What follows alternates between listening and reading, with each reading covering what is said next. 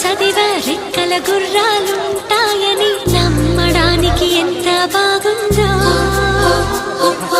బాలమిత్ర కథలో చదివా పగడపు దీవులు ఉంటాయి.